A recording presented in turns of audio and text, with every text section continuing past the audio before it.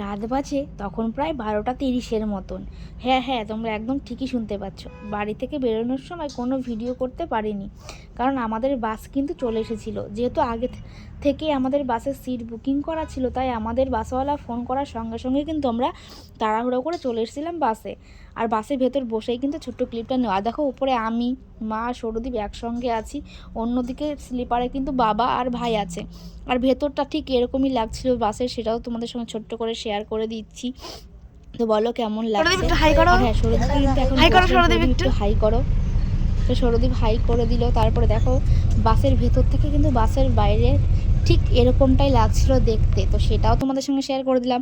আর হ্যাঁ, সব light fight বন্ধ হয়ে যাওয়ার পরে কিন্তু বাসটা পুরো ভেতরে এরকম লাগছে, একটু ভয়ঙ্কর, তাই না?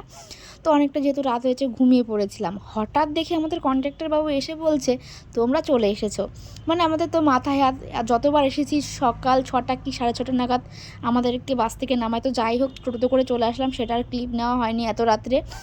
তো দেখো, স্নান টান করে রেডি হয়ে গেছি। এখন যেহেতু খিদে পেয়ে গেছে, বাবা পিঠাই পরোটা এনেছিল, সেটাই খেয়ে দিয়ে বেরিয়ে পড়বো আমরা মন্দিরের উদ্দেশ্যে। আর এই যে আমাদের রুম থেকে মন্দিরটা কিন্তু খুবই কাছে ছিল, যেহেতু আমরা মন্দিরের ভবনে ছিলাম, তো সেই জন্য আমাদের দূর থেকে দেখতে হয়নি, কাছ থেকে মন্দিরটা দেখতে পেয়েছি। কাছ থেকে দেখলেও কি, মন্দিরের কাছে তো যেতে হবে, তাই না? তো সেই জন্য আমরা কিন্তু সবাই মিলে রেডি হয়ে বেরিয়ে পড়েছি মন্দিরে যাওয়ার জন্য। আর তোমাদের এই ভিডিওটা কেমন লাগলো কমেন্ট করে জানিও। Thank you for watching, tata.